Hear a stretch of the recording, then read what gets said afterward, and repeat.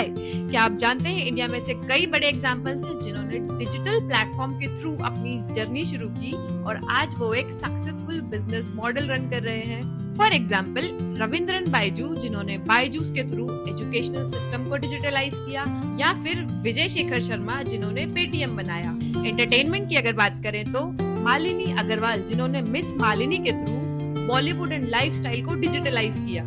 Hi, I'm Saloni. Welcome back to my channel, and you know in the long video segment we do talk heart to heart. आज के इस video में हम बात करने वाले हैं डिजिटल रिवॉल्यूशन जो बहुत तेजी से इंडिया में आगे बढ़ रहा है and how young Indians can leverage it further to grow in their life.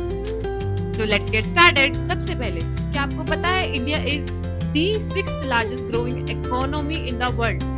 The GDP of India is 4.1 something trillion dollars. जिनको नहीं पता है उनके लिए जीडीपी का मीनिंग होता है किसी भी देश में एक साल के अंदर बनने वाली सभी गुड्स और सर्विसेज की कुल कीमत। आसान भाषा में देश की इकोनॉमी एक साल में कितना काम कर रही है और कितना पैसा बना रही है। अब इन सारे फैक्ट से हमारी लाइफ पे क्या इम्पैक्ट पड़ता है? So I'll tell you. Because India's economy is shifting very radically, it unlocks so many opportunities for the young Indian population. Meaning, अगर आप सोच रहे हो ग्लोबल मार्केट में इन्वेस्ट करने का, अपना कोई स्टार्टअप खोलने का, या फिर डिजिटल प्लेटफॉर्म से अपना करंट बिजनेस लेवरेज करने का, then my friend, this is the best time for you.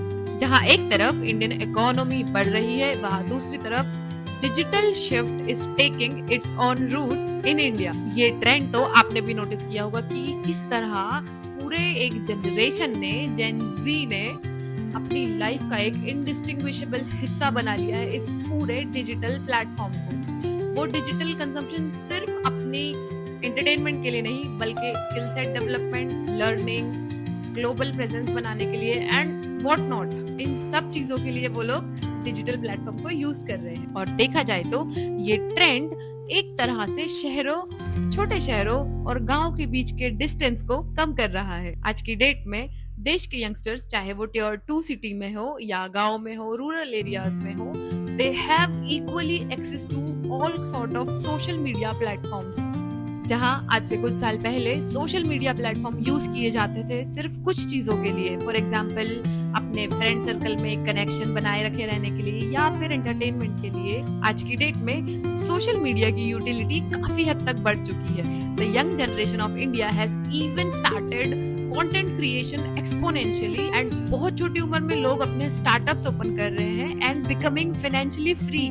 I think this is what we call living intentionally. सोचने वाली बात है, आज से कुछ साल पहले की जनरेशन क्या ये सब कर सकती थी? May be.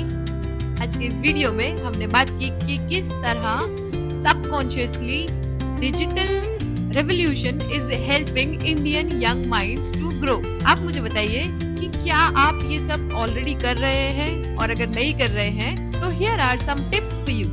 थोड़ा सोचो, थोड़ा टाइम स्पेंड करो और ये देखने की कोशिश करो कि ऐसा क्या काम है जो आप तब करते जब आप काम नहीं कर रहे होते। मीनिंग, अगर आपको ऑप्शन दिया जाए कि आपको सैलरी मिलती रहेगी लेकिन आपको जॉब नहीं करना है, बट वो करना है जो आप एक्चुअल में करना चाहते हो या बचपन से करना चाहते थे, this is how you will be able to find your नीश।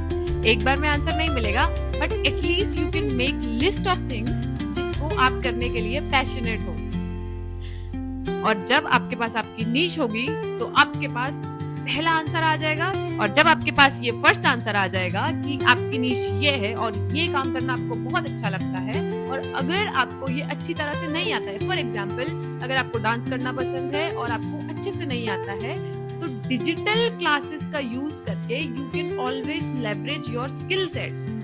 और एक बार अगर आपको अच्छी तरह से डांस करना आ गया, then maybe you can record yourself, you can create content out of it, you can teach people how to dance further, and इस तरह से आप अपने पैशंस को अपनी नीश बनाओगे और नीश को अपना सोर्स ऑफ इनकम बनाओगे। So if you are not already doing it, my friend, you will be way behind than the rest of the world. Think about it, and with this I'm signing off. Bye.